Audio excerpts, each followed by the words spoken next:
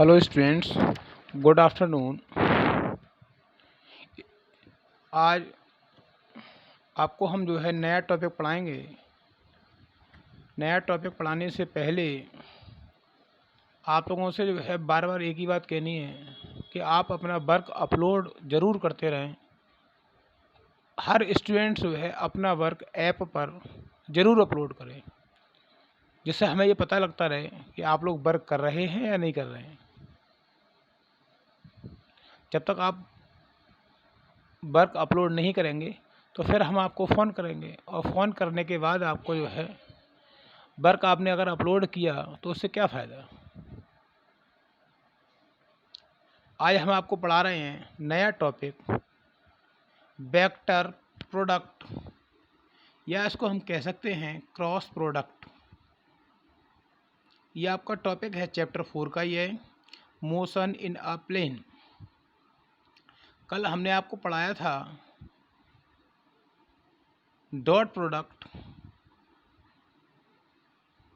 तो अब हम बात करते हैं सबसे पहले कि वेक्टर प्रोडक्ट या क्रॉस प्रोडक्ट क्या होता है।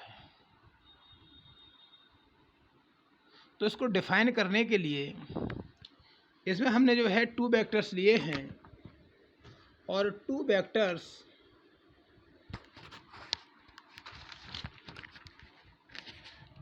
हमने यहाँ पे लिखा है द वेक्टर्स और क्रॉस प्रोडक्ट। वेक्टर प्रोडक्ट, और इसको बोलते हैं cross product of two vectors is defined as the vector whose magnitude is equal to the product of magnitude of two vectors and sine of the angle between them whose direction is perpendicular to the plane of two vectors is given by right hand rule। तो vector product के लिए हमें यहाँ पे सबसे पहले condition क्या होनी चाहिए। सबसे पहले कंडीशन आपकी होनी चाहिए कि मैग्नीट्यूड इक्वल हो, दोनों वेक्टर का मैग्नीट्यूड क्या हो, इक्वल हो।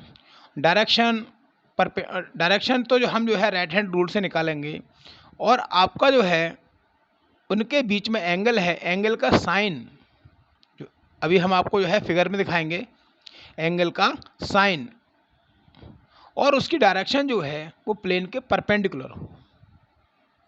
कहने का मतलब ये है दो वेक्टर हैं, दो वेक्टर ए और बी हैं, ये किसी थीटा एंगल पर इंक्लाइंड हैं और इनकी डायरेक्शन प्लेन के परपेंडिकुलर है, प्लेन के परपेंडिकुलर है।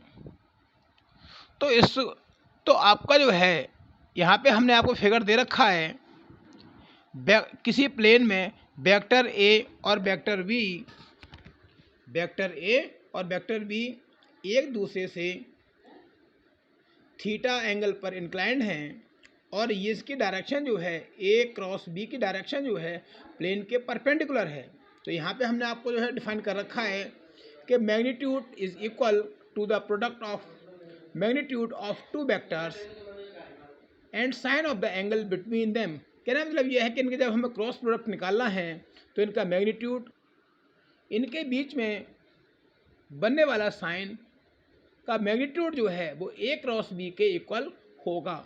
और यहाँ पे हम मैथमेटिकली इसको हम लिख सकते हैं, कह रहे हैं if theta is the angle between vectors A and B. अगर वेक्टर ए और बी के बीच में उनका एंगल क्या है, थीटा है, तो इसका फॉर्मूला ये निकल के आता है vector A cross vector B is equal A B, यानी ये मैग्नीट्यूड हो जाएगा, इंटू साइन थीटा इनके बीच का एंगल, और इंटू एन कैप क्या है, ये आपका यूनिट वेक्टर है और ये डायरेक्शन को रिप्रेजेंट करने के काम में आता है।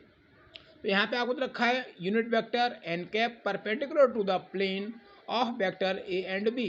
तो हमने सबसे पहले आपको कंडीशन बताई रखी है कि वेक्टर की कंडीशन वो प्लेन के कैसी होनी चाहिए, परपेंडिकुलर होनी चाहिए, क्योंकि डायरेक्शन कैसी होती है, डायरेक्शन परपेंडिकुलर होती है। यहाँ पर आप एन कैप की वैल्यू इसी फॉर्मूले से निकाल सकते हैं, vector A cross vector B upon A B sine theta. अगर आप चाहें तो यहाँ से एंगल भी निकाल सकते हैं, sine theta is equal vector A cross vector B upon A B. इससे आप फॉर्मूला से एंगल निकाल सकते हैं। अब यहाँ पर आपके जो है दो रूल आ रहे हैं, टू रूल्स, किसके, vector A cross vector B के डायरेक्शन को निकालने के लिए। तो डायरेक्शन को निकालने के लिए फर्स्ट आपका रूल है राइट हैंडेड स्क्रू रूल। इसको आप लोग जो है 12th में ही पढ़ेंगे। Right handed screw rule, screw rule का मतलब होता है कि जिस तरीके से स्क्रू को हम क्या करते हैं, कसते हैं, जिस तरीके से हम स्क्रू को, जो पेच जो होता है उसको हम क्या करते हैं, कसते हैं। तो यहाँ पे आप देख रहे हैं टू वेक्टर्स हैं, वेक्टर ए और वेक्टर बी, और जो है जो आपका प्लेन का पॉइंट है जो डायरेक्शन को रिप्रेजेंट कर रहा है, वहाँ पर हमने एक स्क्रू ले लिया, और स्क्रू जो है जिस तरीके से स्क्रू का जो है जिसको हम कसते हैं वो क्या होता है, वो रोटेट होता है, और ये परपेंडिकुलर डायरेक्शन को क्या करता है, इसी तरीके से हमारे वेक्टर घूमते हैं। यानी जिस तरीके से स्क्रू घूमेगा, कहने का मतलब यहाँ क्लियर है, जिस तरीके से स्क्रू घूम रहा है उसी तरीके से हमारा जो है वेक्टर भी घूम रहा है। तो यहाँ पे हमने दे रखा है, और इसी को हमने जो है यहाँ पे नाम दिया है राइट हैंडेड स्क्रू रूल। कह रहे it is a right handed screw is placed with its axis perpendicular to the plane of vector A and vector B and is rotated from vector A to vector B through the smaller angle than the direction in which screw is advanced gives the direction of vector A cross vector B। कहना मतलब ये है, ये बिल्कुल क्या है, ये plane के परपेंडिकुलर है, प्लेन के परपेंडिकुलर है, कह रहे हैं, और and is rotated from A to B, और ये जो है जो स्क्रू रोटेट जो होगा वो वेक्टर ए से वेक्टर बी की ओर होगा। यानी जिस तरीके से जो है स्क्रू जो है रोटेट होता है उसी तरीके से यहाँ पे जो है वेक्टर ए और वेक्टर बी की जो है डायरेक्शन को चेंज करेगा, और डायरेक्शन को चेंज करेगा। अब अगला जो है रूल आपको आता है right handed thumb rule. Right handed thumb rule, तो यहाँ पे आप हमने फिगर बना दिया है, आप देख रहे हैं कि दो वेक्टर ए एंड बी हैं, उनके बीच जो एंगल बनना है वो थीटा है, और यहाँ पर जो है ये जो vector A cross vector B है इसको हमने जो है यहाँ पर राइट हैंड लगा दिया, तो ये उंगलियाँ जो है आपको दिखाई दे रही हैं। तो उंगलियों की तरह जो है वेक्टरों का क्या होगा, रोटेशन होगा जो है, और जो है जो डायरेक्शन जो होगी, जो थंब की डायरेक्शन जो होगी वो ए क्रॉस बी की डायरेक्शन होगी। तो इसीलिए इसको हम बोलते हैं right handed thumb rule. Right handed का जो थंब है, थंब की इंडिकेशन जो है जिस डायरेक्शन में होगी उसी डायरेक्शन में जो है ए क्रॉस बी की डायरेक्शन भी होगी। तो यहाँ पे आपको रखा है curls finger of the right handed is such a way that the point in the direction of rotation from vector A to B through the smaller angle then the stress thumb points in direction of a vector B. कहना मतलब ये है, जैसे आपकी उंगलियां जो होती हैं, उंगलियां जो है वो वेक्टर को जो घूमने की डायरेक्शन है, वेक्टर जो है उसी डायरेक्शन में घूमेंगे, और जो ए क्रॉस बी का जो डायरेक्शन जो होगा, जो स्ट्रेस थंब है, खिंचा हुआ अंगूठा जो है उस डायरेक्शन में जो है ए क्रॉस बी की डायरेक्शन हो जाएगी। अब इसके जो है ए क्रॉस बी के प्रॉपर्टीज़ जो है वेक्टर प्रोडक्ट्स की जो प्रॉपर्टीज़ हैं, प्रॉपर्टीज़ के लिए हमने सबसे पहले यहाँ पे फॉर्मूला लिख लिया है, vector A cross vector V is equal A B sine theta into n cap. तो यहाँ पे जो है सबसे पहले हम परपेंडिकुलर वेक्टर के लिए निकाल रहे हैं, तो यहाँ पे हमें कुछ नहीं करना है, केवल जो है हमारा जो है थीटा की जो वैल्यू है वो केवल चेंज करते रहना है। तो यहाँ पे सबसे पहले हमने जो है theta is equal to 90 degree लगा लिया, और इस फॉर्मूले में हमने लगा दिया। आप जानते ही हैं कि जो है साइन 90 की वैल्यू 1 होती है, तो आपका ये vector A cross vector B is equal A B N cap आ जाएगा। अब यहाँ पे आप देख रहे हैं फॉर एंटी पैरेलल वेक्टर और पैरेलल वेक्टर। एंटी पैरेलल जो होता है वो 180 का होता है, और पैरेलल वेक्टर जो होता है वो आपका होता है 0 डिग्री का। तो अब यहाँ पे आप देख रहे हैं कि vector A cross vector B is equal A B sine 180, और साइन 180 की वैल्यू कितनी होती है, 0 होती है। तो ए क्रॉस बी का जो प्रोडक्ट होगा वो 0 हो जाएगा। एक आपका आता है vector product of a vector itself is a null vector.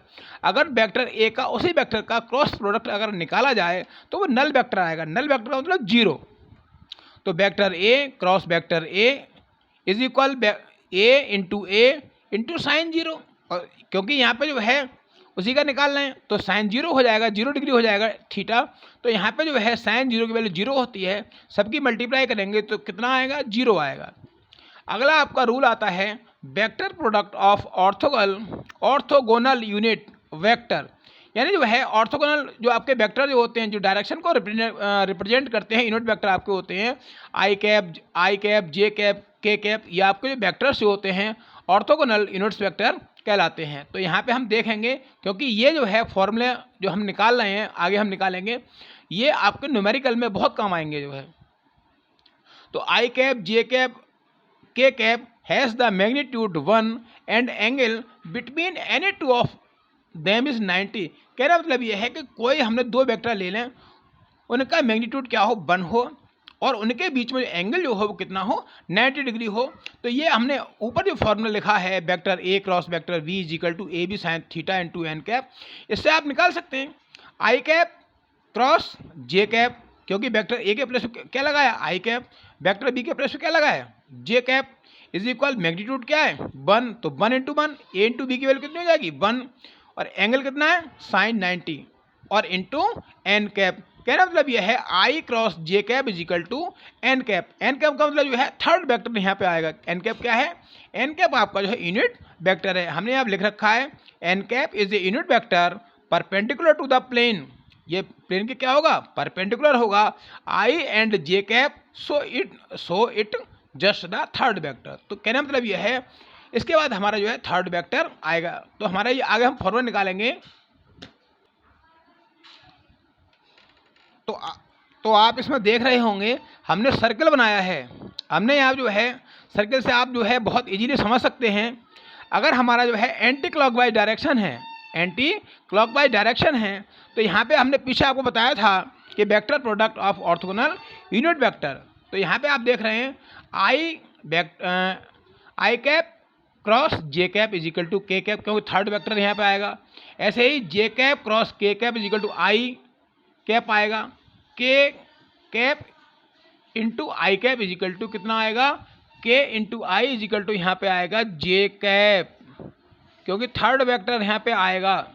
तो आप देख रहे हैं इस फिगर से समझ सकते हैं i cross J is equal to k, j cross k is equal to i, या अब यहाँ पे जो है तीनों वेक्टर जो है आप इस सर्कल से निकाल सकते हैं।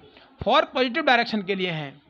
अब यहाँ पे नेगेटिव डायरेक्शन के लिए मतलब ये है कि हम ये जो है उल्टा घूम रहे हैं, एंटी क्लॉकवाइज घूम रहे, फॉर क्लॉकवाइज हम जब घूम रहे हैं तो हमारी डायरेक्शन कैसी हो जाएगी, एंटी डायरेक्शन हो जाएगी, नेगेटिव डायरेक्शन जो है। आप यहाँ देख सकते हैं फिगर हमने दे रखा है K cross J is equal to minus का आई हो जाएगा, जे क्रॉस आई माइनस का के हो जाएगा, और आई क्रॉस के आपका जो है माइनस का जे हो जाएगा। तो इसी से जो है आगे हमने नोट में दे रखा है कि अगर जो है उसी वेक्टर का उसी वेक्टर से निकालना हो तो क्रॉस प्रोडक्ट क्या आएगा, वहाँ पर जो है आपने जो है उसी वेक्टर का उसी वेक्टर से निकाला है, फॉर्मूला आपका वही है vector A cross vector V is equal A B sine theta into n cap. तो यहाँ पे मैग्नीट्यूड आपका सेम है, तो यहाँ पे जो है वेक्टर भी हमारा सेम है, और यहाँ पे जो है वैल्यू जो होती है वो कितनी होती है, 0 होती है। तो साइन 0 की वैल्यू 0 हो जाएगी, तो इसलिए i cross i is equal to j, sorry 0, j cross J is equal to 0, k cross k is equal to 0। कहने मतलब ये है अगर दोनों वेक्टर जो है क्रॉस प्रोडक्ट में हों तो उनका जो है 0 वेक्टर आता है, यानी कि नल वेक्टर आता है। अब इसके बारे में हम बात करेंगे डिटर्मिनेशन फॉर्म की। और जो है डिटर्मिनेशन फॉर्म आप लोग जानते ही हैं कि vector product in term of rectangular components. तो हमने आपको कल बताया था कि रेक्टेंगुलर कंपोनेंट्स को रिप्रेजेंट करने के लिए हमने यहाँ पे 2 ही वेक्टर लिए हैं, वेक्टर ए और वेक्टर बी। तो ये 3D में हम इसको रिप्रेजेंट करेंगे A X I cap plus A Y J cap plus A Z K cap. Vector B is equal B x I cap plus B Y J cap plus B Z K cap. अब इनका हम cross product निकालेंगे तो vector A की जो value है और vector B की वैल्यू है, फिर हम क्या करेंगे इनकी हम मल्टीप्लाई कर देंगे, ए एक्स आई कैप की पूरे में प्लस ए वाई जे की पूरे में प्लस ए जेड के कैप की पूरे में हम क्या करेंगे मल्टीप्लाई करेंगे।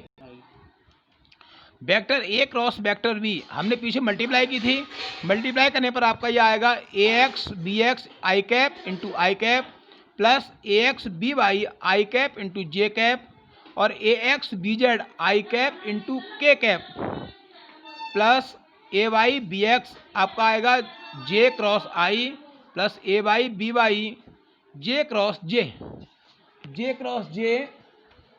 Plus a y b z j cross k cap plus A z b x k cross i cap plus A z b y के क्रॉस जे कैप प्लस ए z B Z k cross k cap. अभी हमने आपको फॉर्मूले बताए थे, आई cross आई 0, आई cross जे के आपको हो जाएगा ए एक्स बी जेड, ये आपको एंटी हो जाएगा आई क्रॉस के माइनस का जे हो जाएगा, a y b x minus का k a x b x j cross i minus का के हो जाएगा, a y b y j cross j 0 हो जाएगा, ए बाई बी जेड ये आपका आई कैप हो जाएगा, प्लस उसमें देख लीजिए ए जेड बी एक्स में देख लीजिए के क्रॉस आई आपको जे कैप हो जाएगा, ए जेड बी वाई आपका माइनस का आई कैप हो जाएगा, प्लस ए z b x b Z k cross k आपका 0 हो जाएगा। तो ये हम जो है सब लिख लेंगे यहाँ पे, a x b y k cap minus a x b z j cap minus a y b x k cap plus a y b z i cap plus A z b x j cap minus a z b y i cap. तो यहाँ पे हम क्या करेंगे, आई के magnitude इकट्ठा करेंगे, आई cap minus जे cap को करेंगे, फिर के कैप करेंगे। तो इसको हम जो है डिटर्मिनेंट्स की फॉर्म में लिख सकते हैं, i j k a x a y a z b x b y b z, क्योंकि जब इसको सॉल्व करेंगे तो ये फॉर्म आ जाएगी। तो इसको हम क्या बोलेंगे यहाँ के, this equation express vector A cross vector P in A determinate form.